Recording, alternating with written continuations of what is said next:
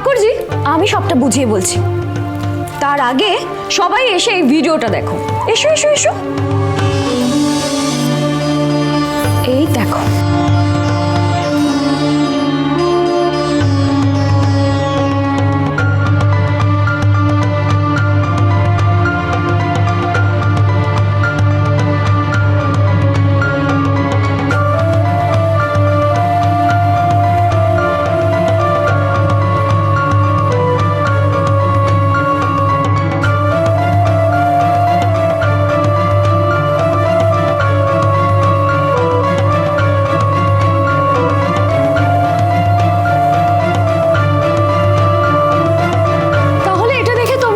স্পষ্ট বুঝতে পারছো যে রোজ রাতে দিদিভাই এই বাড়ি থেকে মিষ্টি বানিয়ে কোনো একটা ব্যবসা করছিল।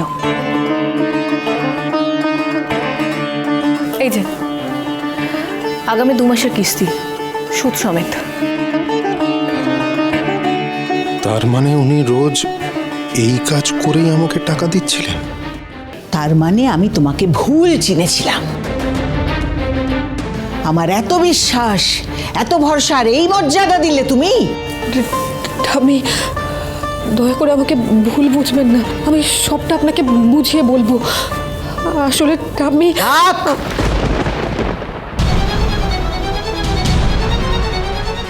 এই প্রথম এই পরিবারের কারুর এত বড় সাহস হলো এই বাড়ির নিয়ম ভাঙার।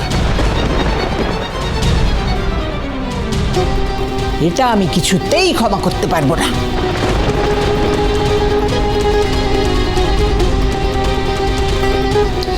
আজ থেকে তুমি আমাকে স্পর্শ করবে না সুধা, আমার কাছে আসারও চেষ্টা করবে না, খবরদার।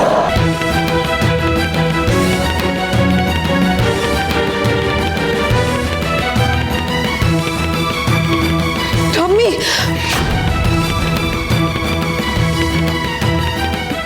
সুধা যা করেছে তার জন্য আমি নিজে আপনার কাছে ক্ষমা চাইছি মা।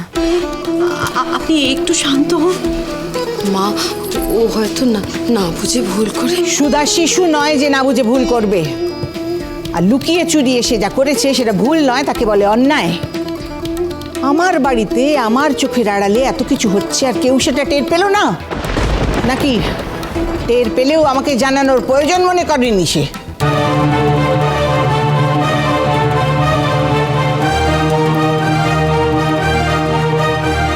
না, আমার বিশ্বাস করুন, আমরা সত্যি বলছি, আমরা কিছু জানতাম না, আমরা সত্যি কিচ্ছু বুঝতে পারিনি। সত্যি মা, আমরা ভাবতে পারিনি যে সুধা এরকম কাজ করতে পারে। আমরা কি কোনোদিন আপনার কাছে কোনো কিছু গোপন করেছি? জানতে পারলে আমরা আপনাকে নিশ্চয়ই জানাতাম। সেইটাই তো আমারও প্রশ্ন। এই বাড়িতে আমাকে লুকিয়ে চুরিয়ে এত বড় কাণ্ড তো আগে কখনো ঘটেনি, আজ কেন?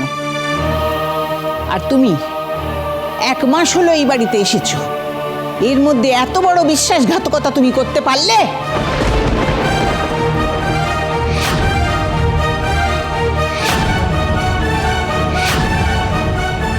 এই ভয়টাই তো পাচ্ছিলাম। এবার আমি কি করব? সবই টাকার জন্য। হ্যাঁ ঠাম্মি, দিদিভাই বাড়ি থেকে মিষ্টির ব্যবসা করে মোটা টাকা রোজগার করছিল, আর এই সবটা সাক্ষী তো সমুদ্র।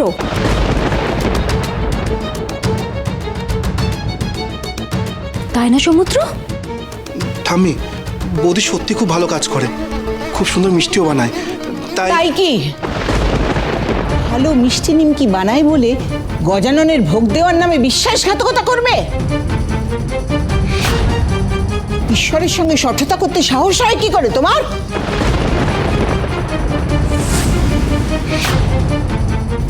না ঠাম্মি, বিশ্বাস করুন, আমি সততা করিনি। আমি মন থেকে গজাননের জন্য রোজ ভোগ বানিয়েছি। এটা ভোগ কম, ঘুষ বেশি মনে হচ্ছে সুধা। আর এভাবে গজাননকে ভোগ দিয়ে কখনো পাপ ক্ষয় হয় না। সত্যি দিদিভাই, গজাননকে ভোগ দেওয়ার নামে তুমি ঠাম্মির বিশ্বাস আর এই বাড়ির নিয়ম দুটোই ভেঙেছো। তাই তোমার উচিত ঠাম্মির পা ধরে ক্ষমা চাওয়া। আর শুধু তুমি নাও, তোমার সাথে সমুদ্র আর তোমার বোন, যারা যারা তোমাকে সাহায্য করেছে প্রত্যেকের ক্ষমা চাওয়া উচিত। আচ্ছা, তার আগে এটা বলো তো দিদিভাই, হঠাৎ করে তোমার এত কিসের টাকার প্রয়োজন হলো যে তুমি রাত জেগে মিষ্টি তত্ত্ব সাজানোর একেবারে ব্যবসা খুলে বসলে?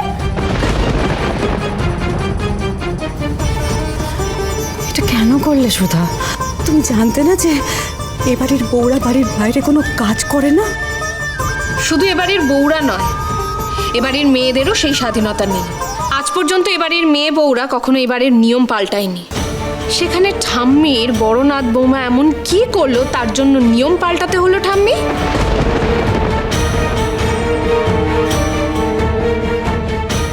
এই কথার উত্তর আজ তুমি দেবে সুধা। বলো কেন নিয়ম ভাঙলে? এত টাকার তোমার কিসের প্রয়োজন পড়েছিল? কোন অভাব ছিল তোমার এই বাড়িতে? আজ মনে হচ্ছে আমার পছন্দেই কোনো ফাঁক থেকে গেছে। ওই সোনার মুকুট তোমার মাথায় তুলে দিয়ে আমি খুব ভুল করেছি। দাদু ভাইয়ের জন্য যোগ্য পাত্রীর আমি বেছে আনতে পারিনি।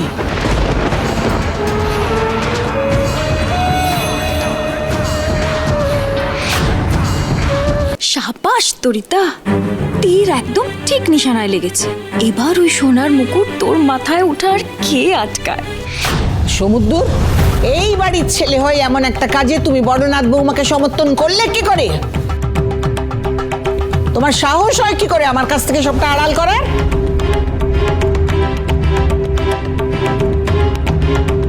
ঠামি সমস্ত অনেক এগিয়ে গেছে। আজকের যুগে মেয়েরা কি না করছে, তাহলে বৌদি কাজ করলে তার প্রতিভা সবার সামনে আসলে ক্ষতি কি? ঠামি, আমি বুঝতে পারছি না তুমি কেন চিরকাল এবারই মেয়েদের সবকিছু থেকে আড়াল করে রেখেছো। সমুদ্র,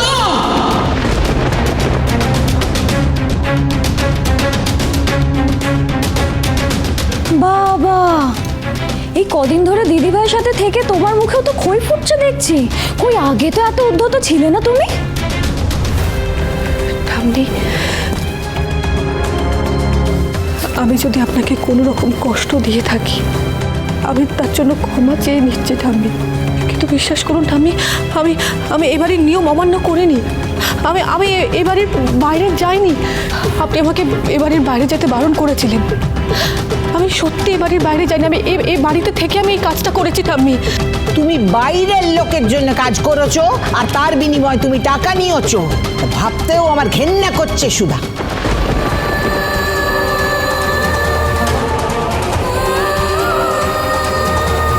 ছি, বসু মল্লিক বাড়ির বউ কারুর কাছ থেকে হাত পেতে টাকা নেবে, এ তো আমি দুঃস্বপ্নেও ভাবতে পারি না।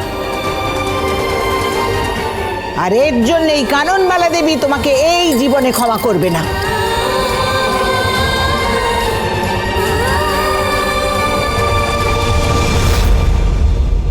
এই বাড়ির রান্নাঘর আমাদের কাছে মন্দির, সেখানে ব্যবসা হয় না। আর তুমি সেই কাজ করে আমার সিদ্ধান্ত, আমার শিক্ষা, এ বাড়ির ঐতিহ্য, এ বাড়ির সংস্কার সবটাকে অপমান করেছো। এই বাড়ির বউ হওয়ার অযোগ্য প্রমাণ করেছো তুমি নিজেকে। তাই যে পরিবারের মর্যাদা ভঙ্গ করেছে তার এই পরিবারে জায়গা হতে পারে না। এই ভুলের চরম শাস্তি পেতেই হবে তোমাকে।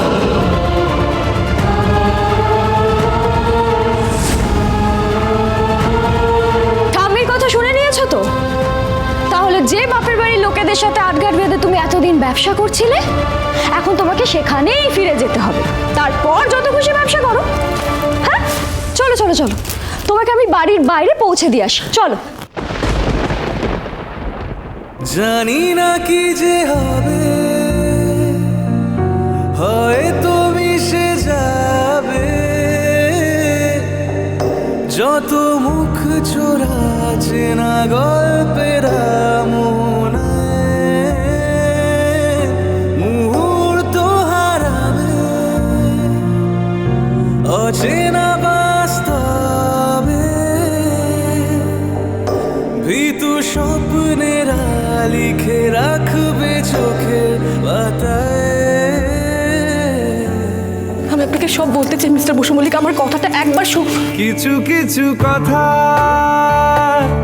বসে আছে ভিজে, মিছি মিছি ব্যথা হয় নিজে নিজে।